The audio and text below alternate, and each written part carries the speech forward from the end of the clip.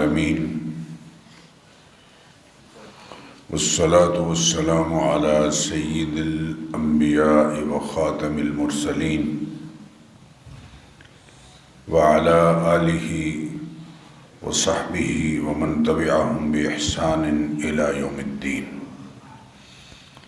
أما بعد فأعوذ بالله من الشيطان الرجيم. بسم الله الرحمن الرحيم. قال الله تبارك وتعالى: وما جعلنا الرؤيا التي أريناك إلا فتنة للناس.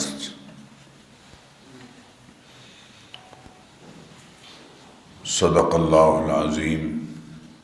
محبت سے درود شریف پڑھ لیجیے سب حضرات. ہم بزرگوں اور عزیز بھائیوں، گزشتہ جمعۃ المبارک کی گزارشات میں نبی کریم علیہ الصلاۃ والتسلیمات کے سفر اسراء کا ذکر ہوا، جسے اللہ تعالیٰ نے سورہ بنی اسرائیل کی پہلی آیت سبحان الذی اسریٰ بعبدہ لیلا من المسجد الحرام الی المسجد الاقصی میں بیان فرمایا ہے۔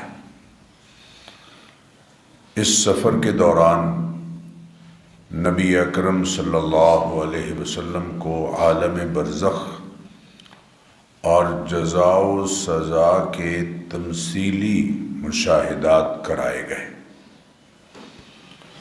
یعنی اعمال کے نتائج محسوس پیکر میں دکھائے گئے۔ آج اللہ تعالیٰ کی توفیق سے مسجد اقصی میں پیش آنے والے احوال اور احادیث نبویہ کے مطابق سفر معراج کے مختلف مراحل کا اختصار کے ساتھ ذکر ہوگا۔ حضرت انس بن مالک رضی اللہ تعالی عنہ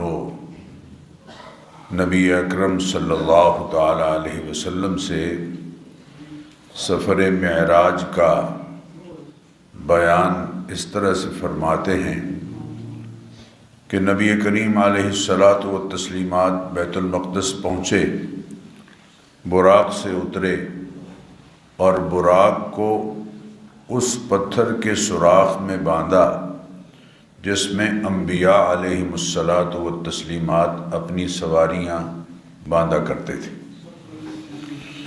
پھر مسجد اقصی میں داخل ہوئے اور داخل ہوتے ہی 2 رکعت نماز ادا کی، جسے ہم کہہ سکتے ہیں کہ تحیۃ المسجد ادا کی، تحیۃ المسجد کے نوافل۔ میں آپ سے بھی درخواست کروں گا کہ ہمیں بھی اس سنت پر عمل کرنا چاہیے۔ حضرت ابو قتادہ بیان کرتے ہیں ان رسول اللہ صلی اللہ علیہ وسلم قال: اذا دخل احدکم المسجد فلیرکع رکعتین قبل ان یجلس، کہ تم میں سے کوئی جب بھی مسجد میں داخل ہو تو بیٹھنے سے پہلے 2 رکعت نفل ادا کرے، جسے تحیۃ المسجد کہتے ہیں۔ حضرت جابر رضی اللہ تعالی عنہ کے ساتھ نبی اکرم صلی اللہ علیہ وسلم نے اونٹ خریدنے کا معاملہ کیا، اور حضرت جابر نبی اکرم صلی اللہ علیہ وسلم سے اپنے اونٹ کی قیمت وصول کرنے کے لیے مسجد کے دروازے پر جب آئے تو آپ صلی اللہ علیہ وسلم نے فرمایا: دع جملک، اونٹ یہاں چھوڑ دو، فادخل فصلی رکعتین، اور مسجد کے اندر آ کے 2 رکعت نفل پڑھو۔ اسی طرح حضرت جابر فرماتے ہیں: دخل رجل یوم الجمعۃ والنبی صلی اللہ علیہ وسلم یخطب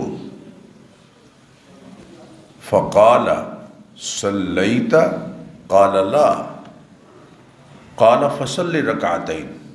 صحیح بخاری کی حدیث میں آپ کو سنا رہا ہوں کہ آپ صلی اللہ علیہ وسلم گفتگو فرما رہے تھے، جمعے کے روز خطبہ دے رہے تھے کہ اس دوران ایک صاحب مسجد میں آئے اور آتے ہی بیٹھ گئے۔ آپ صلی اللہ علیہ وسلم نے گفتگو کا سلسلہ منقطع کیا اور ان سے پوچھا کہ 2 رکعتیں پڑھی ہیں یا نہیں پڑھی؟ انہوں نے کہا یا رسول اللہ نہیں پڑھی۔ تو آپ نے ارشاد فرمایا چلو کھڑے ہو اور 2 رکعتیں پڑھو۔ اس سے تحیت المسجد کے نوافل کی اہمیت واضح ہوتی ہے۔ اگر فجر میں یا ظہر میں صرف 2 رکعتیں یا ظہر کی 4 رکعتیں سنت پڑھنے کا ہی وقت ہو، یعنی 4 سنتیں پڑھنے کا ہی وقت ہو، تو پھر ان سنتوں میں تحیت المسجد کے نوافل کی نیت بھی کر لیں۔ اسی طرح عصر اور عشاء کی نماز سے پہلے جو 4 غیر مؤکدہ سنتیں پڑھی جاتی ہیں ان میں بھی تحیت المسجد کے نفلوں کی نیت کر لی جائے، اللہ تعالیٰ دونوں کا اجر عطا فرمائے۔ حضرات محترم، جب نبی اکرم صلی اللہ علیہ وسلم مسجد اقصی میں رونق افروز ہوئے تو آپ صلی اللہ علیہ وسلم کے استقبال کے لیے حضرات انبیاء کرام علیہم الصلاۃ والتسلیمات پہلے سے موجود تھے، جن میں حضرت ابراہیم علیہ السلام، حضرت موسیٰ علیہ السلام اور حضرت عیسیٰ علیہ السلام بھی موجود تھے۔ کچھ دیر بعد مؤذن نے اذان دی اور پھر اقامت کہی گئی۔ اب مصلی پر کون کھڑا ہو؟ جبریل امین نے نبی اکرم صلی اللہ علیہ وسلم کا ہاتھ مبارک تھاما اور آپ کو مصلی پر کھڑا کیا کہ جہاں آپ موجود ہوں کسی اور کو کیا جرأت ہے کہ وہ نماز پڑھائے۔ اللہ اکبر۔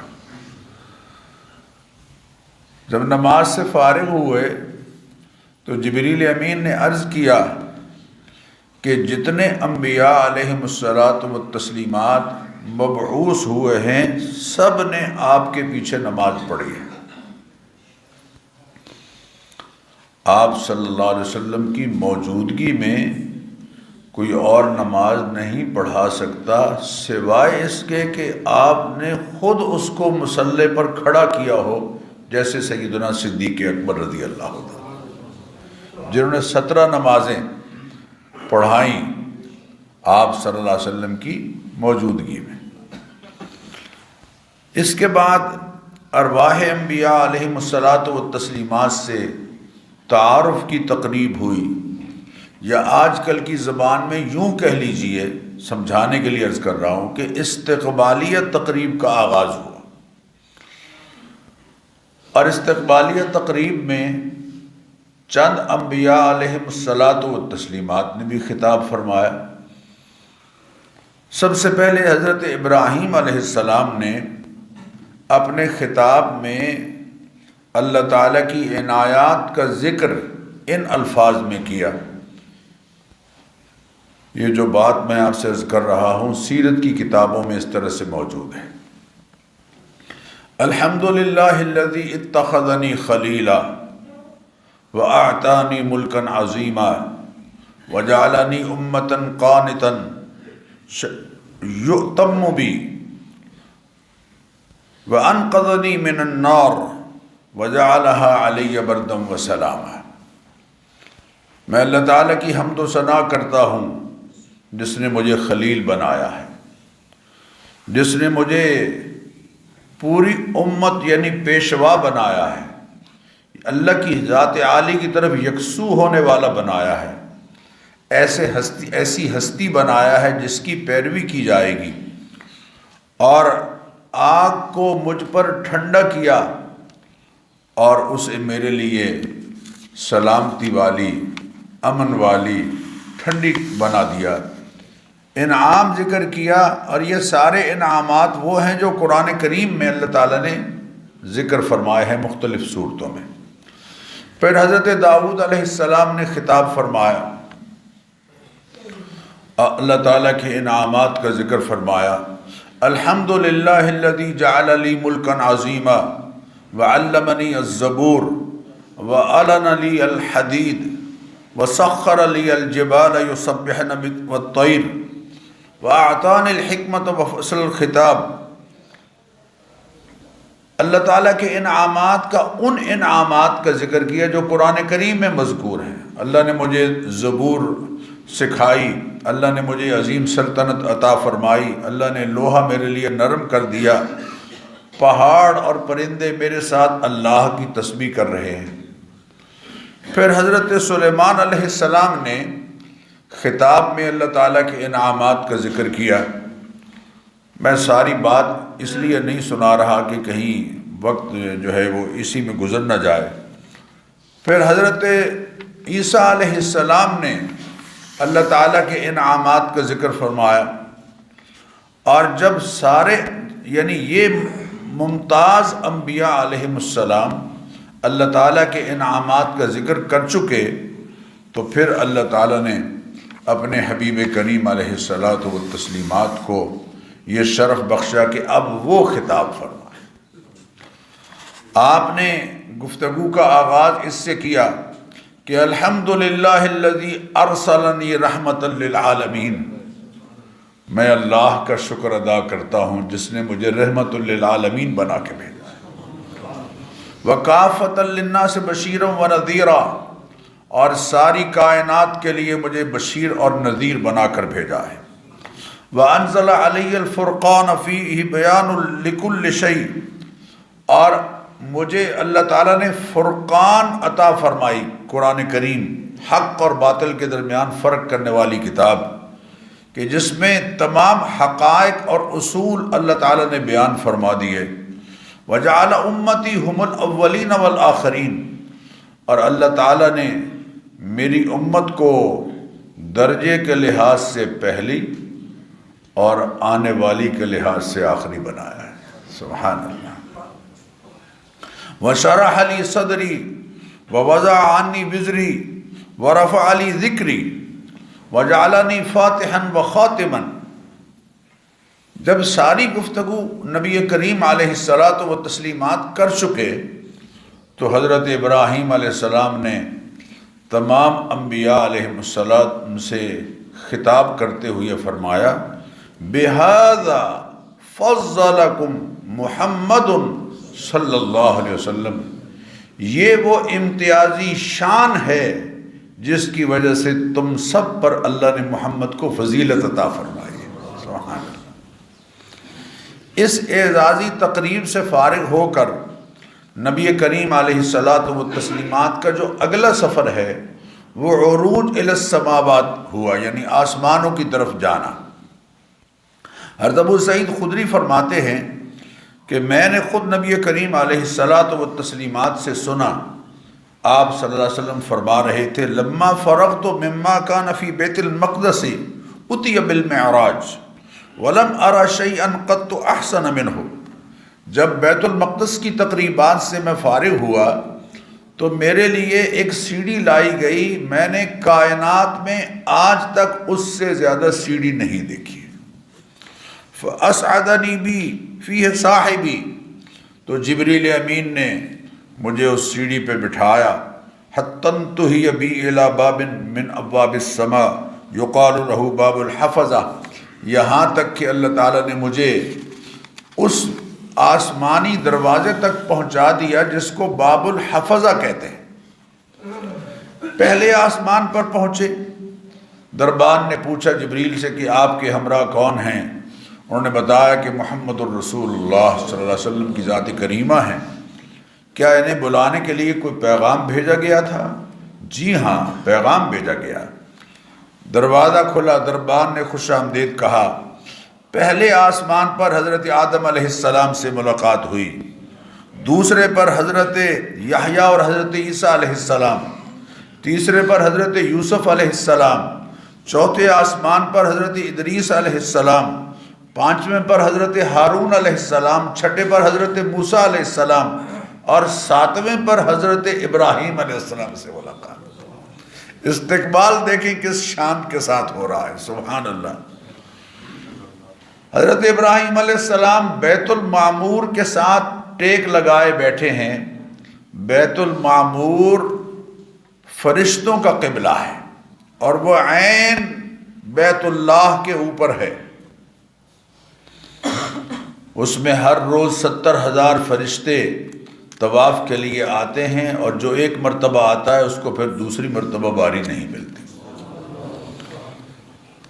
حضرت ابراہیم علیہ السلام نے آپ کا استقبال کرتے ہوئے کہا، مرحبا بالابن الصالح والنبی الصالح، میں خوش آمدید کہتا ہوں نیک صالح بیٹے کو اور نیک صالح اللہ کے نبی کو، اور آپ کی امت کو ایک پیغام دیتا ہوں۔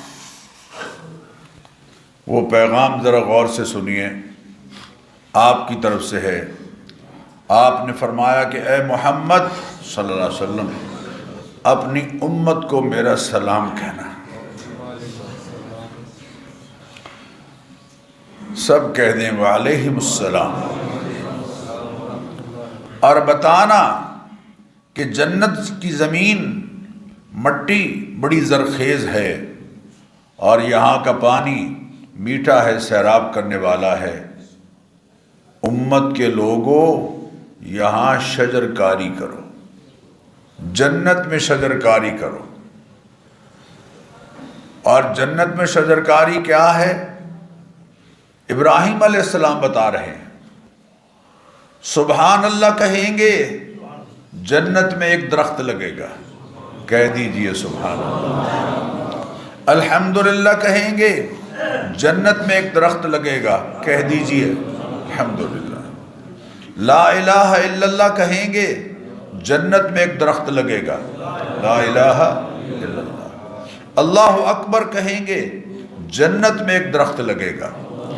سبحان اللہ والحمد للہ ولا الہ الا اللہ واللہ اکبر، 4 کلمات جو اللہ کی تمام صفات کے مفہوم کو اپنے اندر سمیٹے ہوئے ہیں۔ یہ حضرت ابراہیم علیہ السلام کا دیا ہوا تحفہ ہے، جو اللہ کے خلیل نے آپ کو دیا ہے۔ اس کو اپنے معمول میں لائیں، اور بہت اچھا ہے کہ لا حول ولا قوت الا باللہ کو ساتھ ملا لیا جائے، چونکہ نبی اکرم صلی اللہ علیہ وسلم نے فرمایا کہ لا حول ولا قوت الا باللہ ایک ایسا کلمہ ہے جو اللہ کے عرش کے خزانوں تلے سے میری امت کو عطا کیا گیا ہے، جو پہلے انبیاء کو بھی نہیں ملا ہے، اور جو 1 بیماریوں کا علاج ہے، اور سب سے کم بیماری ڈپریشن ہے، انزائٹی ہے۔ اللہ تعالیٰ نے اپنے حبیب کریم علیہ الصلاۃ والتسلیمات کو سدرۃ المنتہا پر پہنچایا، اور پھر جنت اور دوزخ کا معائنہ کرایا گیا، اور پھر مقام شریف الاقلام پر آپ پہنچے۔ شریف الاقلام بلا تشبیہ تمثیلاً عرض کر رہا ہوں کہ وہ مرکزی دفتر اور صدر مقام ہے، جہاں اللہ تعالیٰ کے فیصلوں سے نیچے آگاہ کیا جاتا ہے۔ شریف الاقلام سے حجابات طے کرتے ہوئے ایک سواری رف یعنی سبز مخملی ایک مسند آپ کے لیے لائی گئی، اور آپ اس پر بیٹھے اور بارگاہ اقدس میں حاضر ہوئے۔ فخر النبی ساجدا، تو نبی کریم علیہ الصلاۃ والتسلیمات سجدے میں گر گئے۔ اللہ کریم نے اپنے حبیب کریم علیہ السلام سے کلام فرمایا، فَأَوْحَى اللَّهُ إِلَيَّ مَا شَاءَ أَن يُوحَى، اللہ تعالیٰ نے جو کلام کرنا چاہا مجھ سے کلام فرمایا۔ صحیح مسلم حدیث نمبر 173 میں حضرت عبداللہ بن مسعود فرماتے ہیں کہ اللہ تعالیٰ نے اپنے حبیب کریم علیہ الصلاۃ والتسلیمات کو 3 چیزیں عطا فرمائیں۔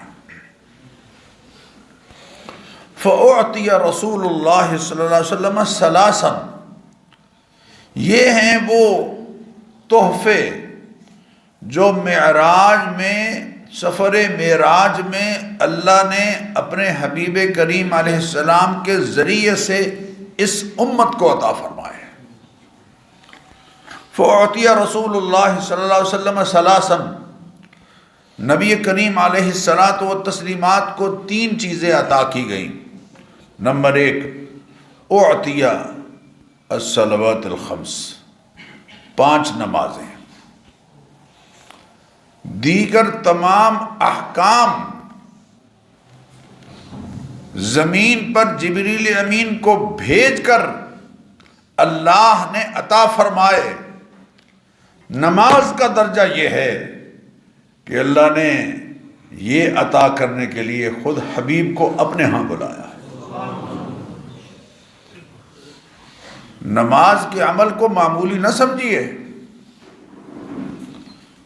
یہ بندے کو اللہ کے قریب تر کر دیتی ہے، اللہ کا قرب نصیب کرتی ہے۔ نبی کریم علیہ الصلاۃ والتسلیمات نے فرمایا کہ جب آدمی سجدے میں جاتا ہے تو سب سے زیادہ اللہ کے قریب ہوتا ہے۔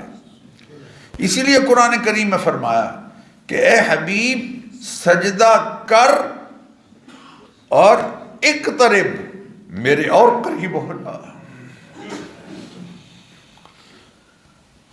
یوں سمجھو کہ جب بندہ سجدہ کرتا ہے تو گویا اپنی پیشانی اللہ کے شان کے مطابق اس کے قدموں میں رکھ دیتا ہے۔ ہم حاضری تو لگواتے ہیں، سچی بات ہے، اور یہ حاضری بھی بڑی خوش بختی کی بات ہے جس کو نصیب ہو جائے، لیکن ہم نے حضوری کی کیفیت میں نماز کم پڑھی ہے۔ حاضری بھی اچھی بات ہے، شکر الحمدللہ کہ اللہ یہ بھی توفیق دیتا ہے، لیکن نماز کو حاضری سے آگے بڑھ کر حضوری کی کیفیت کے ساتھ پڑھی ہے۔ ان تعبد اللہ کأنک تراہ، تو نماز ایسے پڑھ رہا ہے گویا کہ اللہ تجھے دیکھ، تو اللہ کو دیکھ رہا ہے۔ فَإِن لَّمْ تَكُن تَرَاهُ فَإِنَّهُ يَرَاكَ، اگر اس سٹیج پر اپنے آپ کو ابھی نہیں پہنچا پایا تو اتنا تو یقین کر کے اللہ تجھے دیکھ رہا ہے۔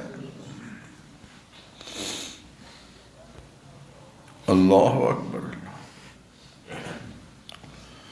وَأُعْطِيَ خواتیم سورۃ البقرہ،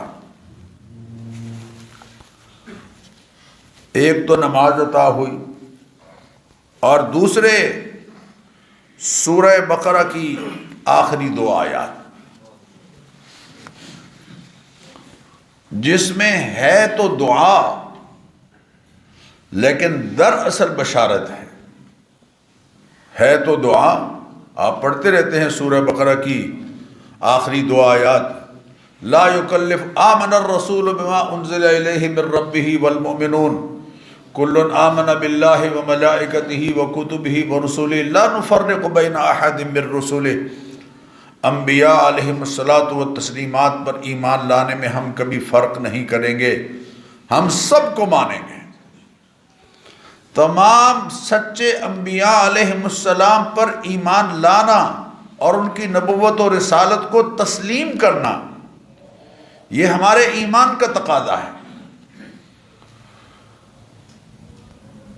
لا یکلف اللہ نفسا الا وسعہا، وسعت سے زیادہ ہم احکام نہیں دیں گے۔ یہ ہے تو قرآن کریم میں ایک بات بیان ہو رہی ہے، لیکن ہے اس امت کے لیے بشارت کہ اس امت کو ہم نے کوئی حکم ایسا نہیں دیا جو ان کی وسعت سے زیادہ ہو، ان کی طاقت سے زیادہ ہو۔ جہاں ان میں کمزوری آئی ہے ہم نے وہیں رعایت دے دی ہے۔ لہا ما کسبت وعلیہا ما اکتسبت، اچھے کام کریں گے ان کا اجر انہیں ملے گا، غلط کریں گے ان کا نقصان انہیں ہوگا۔ کبھی یہ نہیں ہوگا کہ گناہ امت کرے اور کفارے کے طور پر حضرت عیسیٰ علیہ السلام کو پیش کر دیا جائے۔ یہ کرسچینٹی کا عقیدہ ہے کہ گناہ لوگوں نے کیے اور کفارے کے طور پر حضرت عیسیٰ علیہ السلام سولی پر لٹک گئے۔ لا حول ولا قوت الا باللہ۔ لا تزر وازرۃ وزر اخری، کوئی کسی کا بوجھ اٹھانے والا نہیں ہوگا۔ وَإِن تَدْعُ مُثْقَلَةٌ إِلَىٰ حِمْلِهَا لَا يُحْمَلْ مِنْهُ شَيْءٌ وَلَوْ كَانَ ذَا قُرْبَىٰ، اگر کوئی کسی کو بوجھ اٹھانے کے لیے بلائے گا تو اس کا بوجھ نہیں اٹھائے گا اگرچہ اس کا رشتہ داری کیوں نہ ہو۔ وَلَا يُسْأَلُ حَمِيمٌ حَمِيمًا، انتہائی گہرے دوست بھی ایک دوسرے سے بالکل بے پرواہ ہو جائیں گے۔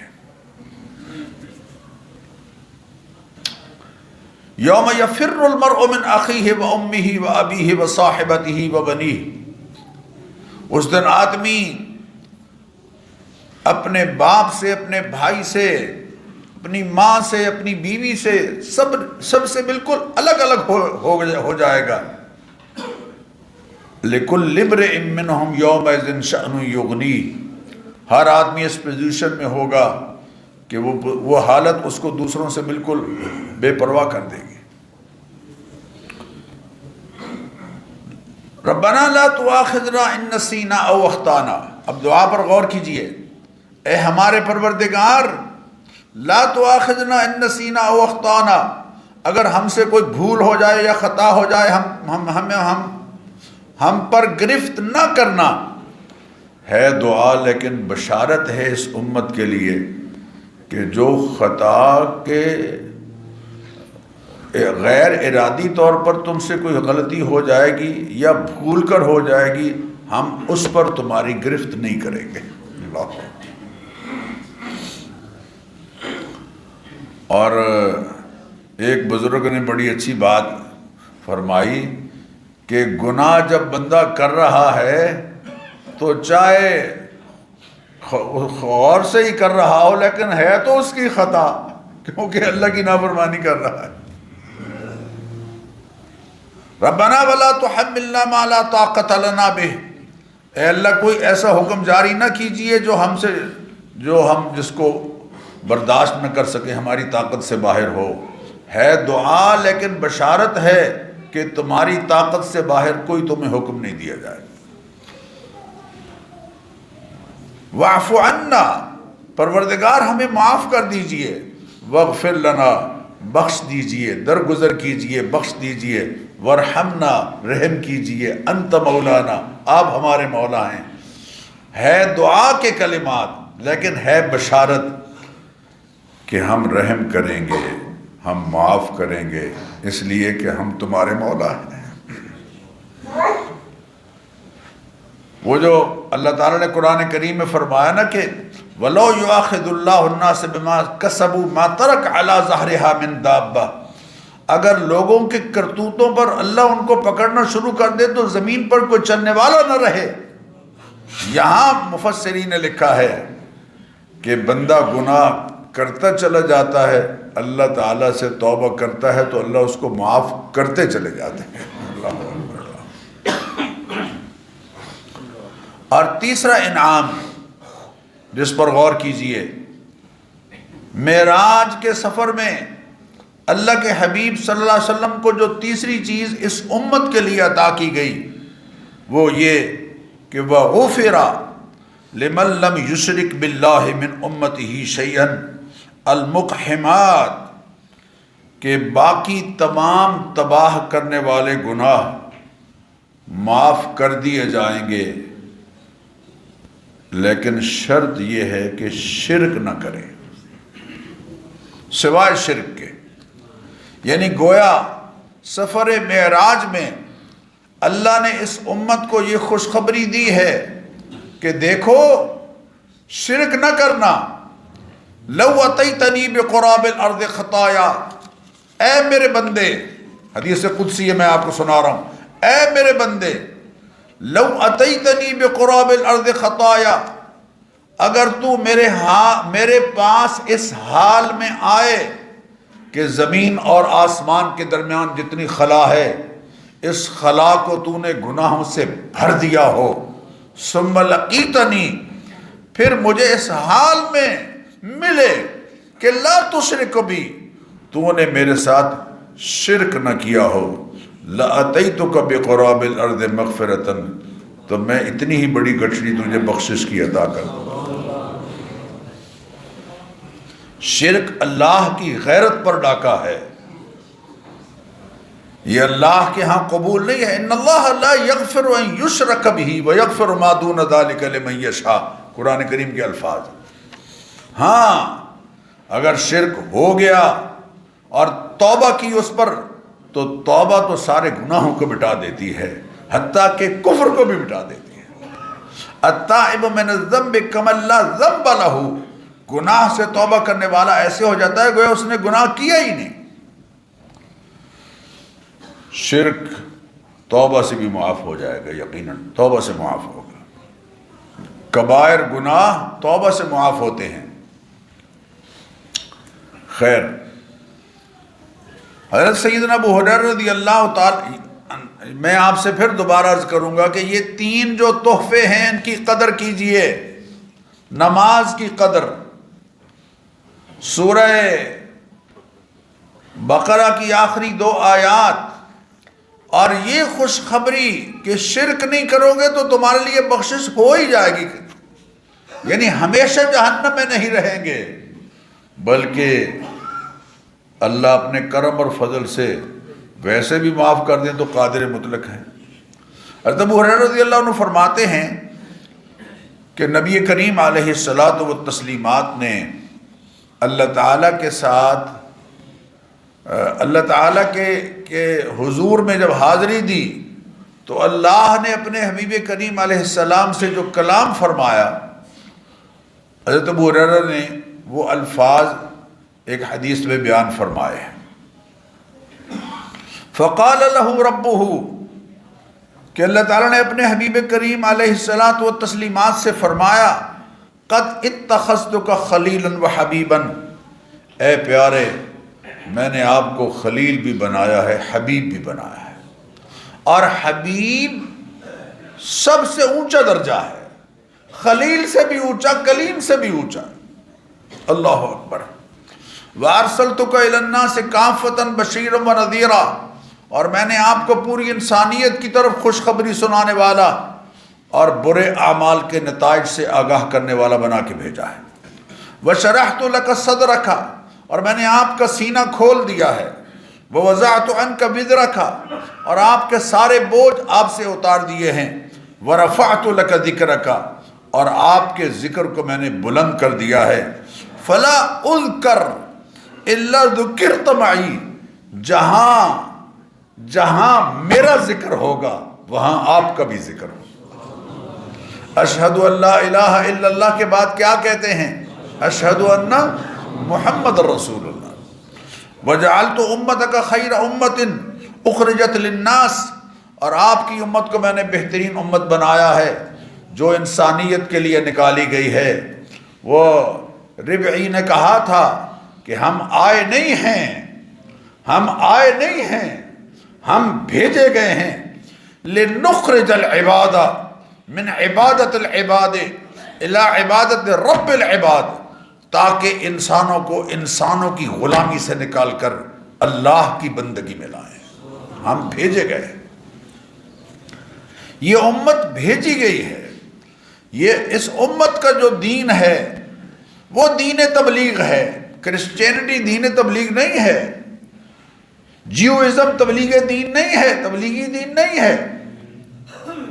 حضرت عیسیٰ علیہ السلام نے تو کہا تھا کہ میں آیا ہی بنی اسرائیل کی جو گمشدہ بھیڑے ہیں ان کے لیے ہوں.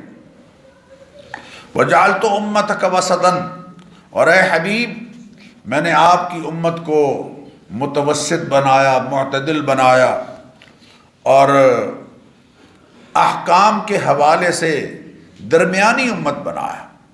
وجعلت امتک هم الاولین والآخرین، اور فضیلت میں آپ کی امت کو پہلے درجے اور ظہور اور وجود میں آخر میں لانے والا بنایا، آنے والا بنایا۔ وجعلت من امتک اقواما قلوبهم اناجیلهم، اور آپ کی امت میں ہم نے کچھ لوگ، اللہ فرما رہے ہیں، میں نے کچھ ایسے لوگ بھی بنائے ہیں جن کے سینوں میں پوری کتاب محفوظ ہے۔ اللہ اکبر اللہ۔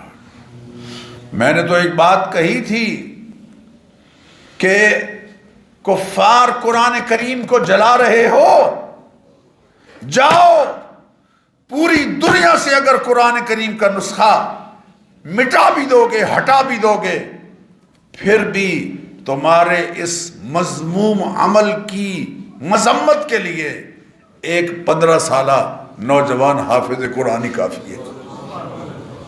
وہ کھڑا ہو کے پورا قرآن کریم سنا دے گا۔ وَجَعَلْتُكَ أَوَّلَ النَّبِيِّينَ خَلْقًا وَآخِرُهُمْ بِإِحْسَنٍ، اور میں نے آپ کو پیدائش کے لحاظ سے انبیاء میں پہلا اور بعثت کے لحاظ سے آخری بنایا۔ وَآتَيْتُكَ سَبْعًا مِّنَ الْمَثَانِي لَمْ أُعْطِهَا نَبِيًّا قَبْلَكَ، اور میں نے آپ کو سورہ فاتحہ عطا کی ہے جو آپ سے پہلے کسی نبی کو نہیں ملی۔ قدر کرو، قدر کرو خدا کے لیے، اللہ نے ہمیں کیا کچھ دیا ہے۔ وَآتَيْتُكَ خَوَاتِيمَ سورۃ البقرہ من کنز تحت العرش لم أعطها نبیا قبلک، اور میں نے اپنے عرش تلے خزانے جو ہیں ان خزانوں میں سے سورہ بقرہ کی آخری آیات عطا کی ہیں جو آپ سے پہلے کسی نبی کو نہیں ملی۔ وَآتَيْتُكَ الْكَوْثَرَ، اور میں نے آپ کو کوثر عطا کی، جنت الفردوس، اِنَّا أَعْطَيْنَاكَ الْكَوْثَرَ۔ وَآتَيْتُكَ ثَمَانِيَ أَسْهُمٍ، اور میں نے آپ کو 8 چیزیں خصوصی طور پر عطا کی ہیں، یہ اس امت کے لیے اللہ عطا فرما رہے ہیں۔ الاسلام، اسلام اور مسلمان کا لقب اس امت کو ملا ہے۔ ویسے تو حضرت آدم علیہ السلام سے لے کر نبی کریم علیہ الصلاۃ والتسلیمات تک جتنے انبیاء تشریف لائے ہیں، دعوت انہوں نے اسلام ہی کی دی ہے، لیکن یہ لقب اس امت کو ملا ہے۔ والہجرہ، اور اللہ کے دین کے لیے، دین کو بچانے کے لیے ایک جگہ چھوڑ کر دوسری جگہ جانا، ہجرت، یہ اس امت کو شرف ملا ہے۔ اور لا ہجرت بعد الفتح، فتح مکہ کے بعد حضور نے فرمایا اب ہجرت کی ضرورت نہیں ہے، ہاں جہاں کہیں یہ صورتحال پیدا ہو جائے کہ ایمان بچانے کا خدشہ ہے اور خطرہ ہے، وہاں سے ہجرت کر کے جانا آج بھی اس کی گنجائش ہے، آج بھی وہ موجود ہے۔ والجہاد، اور اسی طرح جہاد عطا فرمایا۔ والصلاۃ، اور نماز عطا فرمائی۔ والصدقہ، اور صدقہ و خیرات کرنا، یہ شرف عطا فرمایا۔ وصوم و رمضان، رمضان کے مہینے کے روزے۔ والامر بالمعروف، اور النہی عن المنکر، بھلائی کا حکم دینا، برائی سے روکنا، یہ 8 چیزیں آپ کو عطا کی ہیں۔ وجعلتک فاتحا وخاتما، اور ہم نے آپ کو اول الانبیاء اور آخر الانبیاء بنایا۔ یعنی مطلب یہ ہے کہ اللہ تعالیٰ نے مرتبے کے لحاظ سے اول اور بعثت کے لحاظ سے آخری۔ تو میرے بزرگوں اور دوستو، معراج نبوی سے حاصل ہونے والے جو سبق ہیں ان پر خدا را توجہ دیجئے۔ سب سے پہلی بات تو یہ کہ انبیاء علیہم الصلاۃ والتسلیمات کی امامت سے جو نبوت اور رسالت کا جو عظیم ترین منصب اس مقام پر اللہ نے اپنے حبیب کریم علیہ الصلاۃ والتسلیمات کو امامت کی صورت میں عطا فرمایا، اس سے ہمیں یہ سمجھ آتی ہے کہ نبی کریم علیہ الصلاۃ والتسلیمات مرتبے کے لحاظ سے تمام انبیاء علیہم الصلاۃ والتسلیمات سے افضل ہیں۔ ماکان اور آپ کی نبوت مرتبی لحاظ سے بھی آپ خاتم النبیین ہیں، اور زمانے کے لحاظ سے بھی آپ خاتم النبیین، یعنی ختم نبوت زمانی بھی ہے اور ختم نبوت مرتبی بھی ہے۔ اور دوسری بات یہ سمجھ آئی کہ تمام سابقہ شریعتیں منسوخ ہو چکی ہیں، آنے والے سارے زمانے اللہ کے حبیب کے زمانے، اور آنے والے سارے زمانوں میں شریعت کن کی ہوگی؟ اللہ کے حبیب صلی اللہ علیہ وسلم کی ہوگی۔ حضور اکرم صلی اللہ علیہ وسلم نے فرمایا تھا والذی نفس محمد بیدہ، مجھے اس ذات کی قسم کہ جس کے قبضے میں میری جان ہے، لو کان موسیٰ بین اظہرکم، اگر آج موسیٰ علیہ السلام تمہارے درمیان موجود ہوتے، ثم اتبعتموہ، اور وترکتمونی، اور تم مجھے چھوڑ کر ان کی پیروی شروع کر دیتے، لَظَلَلْتُمْ ضَلَالًا بَعِيدًا، تو بہت بڑی گمراہی میں مبتلا ہو جاتے۔ آج قیامت تک آنے والے انسان نبی کریم علیہ الصلوۃ والتسلیمات کی بعثت کے بعد حضور اکرم صلی اللہ علیہ وسلم کو ہی فالو کرنے والے ہوں گے۔ ثم جعلناک علی شریعۃ من الامر فاتبعها، ہم نے آپ کو شریعت عطا کر دی ہے، اب اس کی پیروی ہوگی۔ ولا تتبع اهواء الذین لا يعلمون، میں تو حیران ہوتا ہوں کہ ہم نبی کریم علیہ الصلوۃ والتسلیمات سے محبت کا اظہار کرتے ہیں، اور میں قربان جانیاں کہتے ہیں، لیکن طریقے سارے عیسائیوں کے اپنا رہے ہیں، یہودیوں کے اپنا رہے ہیں، ہندوؤں کے اپنا رہے ہیں۔ ہماری خوشی اور غمی کی تمام تر تقریبات ہندوازم کا پورا رنگ لیے ہوئے ہیں، لا حول ولا قوت الا باللہ۔ اسی طرح نماز کی فضیلت اس سے ظاہر ہو رہی ہے کہ باقی سارے احکام جبریل امین نے زمین پر آ کر دیے، اور نماز کو اللہ تعالیٰ نے فرض کرنے کے لیے اپنے حبیب پاک کریم علیہ السلام کو اپنے پاس بلایا۔ اور ایک بات یہ سمجھ آئی کہ اس امت کا مشروب دودھ ہے، شراب نہیں۔ صحیح بخاری میں ہے، صحیح بخاری 4709 حدیث مبارکہ، ثم اتیت باناءین فی احدہما لبن وفی الآخر خمر، جبریل امین میرے پاس ہیں، دو برتن میرے سامنے لائے گئے، ایک میں دودھ ہے اور دوسرے میں شراب ہے۔ فقال جبریل نے کہا اشرب ایہما شئت، ان میں سے جسے چاہیں آپ پی لیں۔ فاخذت اللبن، تو میں نے دودھ کا پیالہ اٹھایا، فشربتہ، اور میں نے اسے پیا۔ تو فقیل اخذت الفطرہ، تو آواز آئی کہ آپ نے فطرت کو اختیار کیا ہے۔ اما انک لو اخذت الخمر غوت امتک، اگر آپ شراب کے پیالے کی طرف بڑھتے تو آپ کی امت گمراہ ہو جاتی۔ آج امت نے شراب کے نئے نئے نام رکھ کر اسے اپنے لیے حلال کر لیا ہے۔ جو بات قرآن و سنت کی تعلیمات سے ہم تک پہنچی اور پھر یقین ہو جائے کہ واقعتاً یہ فرمان الہی ہے یا فرمان رسول ہے، ایک سبق ہمیں یہ بھی ملا کہ اس کی ہر صورت تصدیق کرنی ہے، سمجھ آئے یا نہ آئے۔ یہی شان صدیقی ہے اور یہی شان صحابہ اور تابعین ہے۔ اللہ ہمیں اس کا احساس نصیب فرمائے۔ وآخر دعوانا الحمد